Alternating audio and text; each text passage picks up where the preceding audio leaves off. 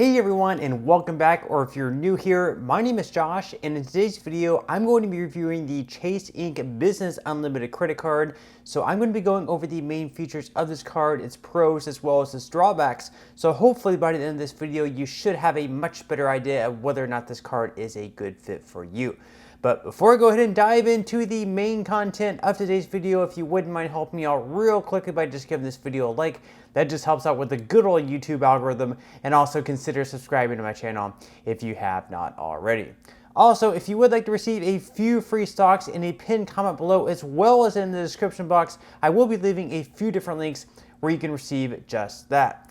Okay, so diving right into the main features of the Chase Inc. Business Unlimited Credit Card. First off, we're going to be talking about cash back. So with every single purchase, unlimited, you are going to be earning 1.5% cash back.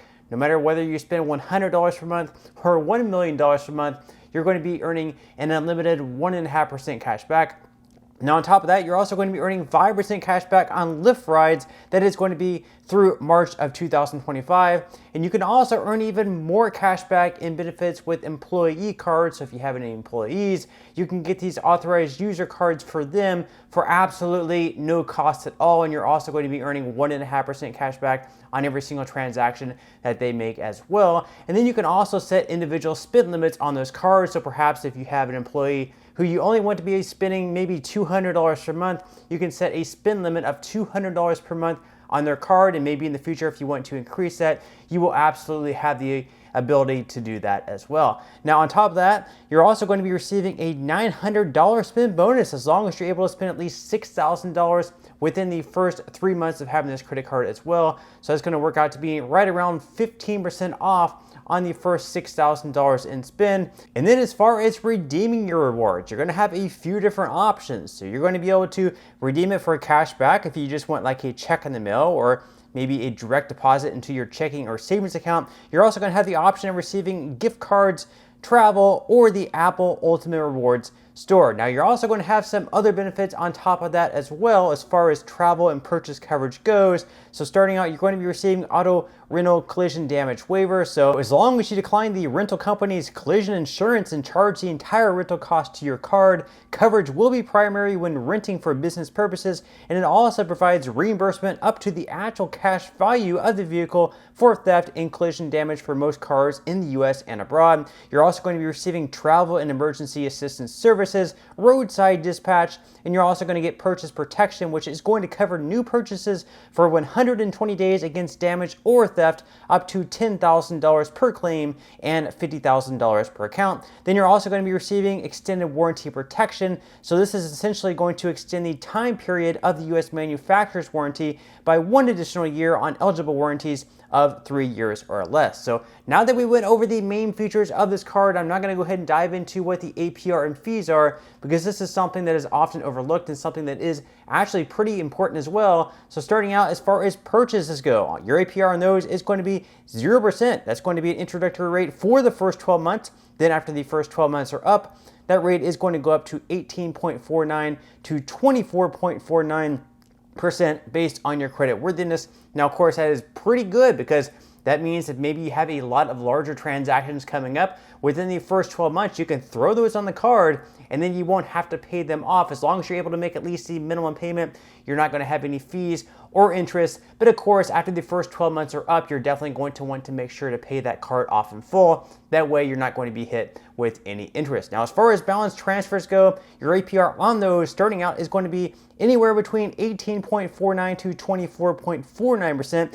That is going to be based on your credit worthiness. Essentially, there's no real point in doing a balance transfer with this card unless you have another card where you're going to be paying a lot more interest than that. And then as far as cash advances go on this channel, I always strongly recommend staying far away from cash advances, just because, for numerous reasons really. But if you do happen to take out a cash advance, your APR on those is going to be 29.99%. Now, as far as fees go, cash advances on top of the 29.99% APR, there's also going to be a fee of either $15 or 5% of the amount of each transaction, whichever happens to be greater. And as far as balance transfers go, your fee on those are going to be either $5 or 5% of the amount of each transaction, whichever happens to be greater. Now, if you happen to travel abroad, this is probably a credit card you will want to leave at home, because with this card, there is going to be a foreign transaction fee of 3%. Instead, you might want to opt with another travel credit card that does not have a foreign transaction fee, or maybe one by Capital One, because those usually do not have foreign transaction fees. Now, as far as some other fees go, there is going to be a fee for late payments or return payments. That fee is going to be $40. And thankfully with this credit card, you can keep it every single year because there is no annual fee. So you don't have to sit down and wonder whether or not paying maybe a $95 or even more of an annual fee would be worth it with the benefits that you're receiving back, because with this card, once again, there is no annual fee. So now that we went over the main features of the Chase Inc. Business Unlimited credit card, as well as the APR and fees, I'm now going to go ahead and dive into what I would consider to be the biggest pros and drawbacks of this credit card. So starting out, of course, it is going to be that $900 spend bonus, as long as you're able to spend at least $6,000 with this card within the first 3 months of having it. So essentially, if you're able to receive the $900, that's pretty much going to be like 15% off the first $6,000 that you spend. So that's a pretty sweet deal on that. Then of course, on top of that, you're also going to be earning 1.5% cash back. Now with this card, you're going to have a 0% intro APR for the first 12 months, which is a really great benefit. Like I mentioned earlier on, perhaps if you're starting up a new business and you're having this card, you might have a lot of expenses earlier on that you may not have the ability to pay off in full. So with this card, you can throw all those transactions on this card, and as long as you're making the minimum payment every single month, you're not going to be hit with any fees, and then you can pay it off at some point within the first 12 months. Now after the first 12 months expire, whenever the first 12 months are up, you'll definitely want to make sure that this card is paid off in full, because you definitely do not want to be paying a lot of interest on a super high balance. Now finally, the last pro with this credit card, at least in my opinion, is the fact that there is no annual fee. So you don't have to sit around and wonder whether or not paying some type of high annual fee would be worth it with the benefits that you're receiving back, because this card really has nothing to lose with that $0 annual fee. Now, as far as the cons go, even though you are going to be earning 1.5% cash back across the board on every single transaction, that's not super great. There are other credit cards out there where you can earn 2% cash back or even more. So the fact that you're only going to be earning 1.5% cash back, I would say that's probably a drawback, although that's not terrible.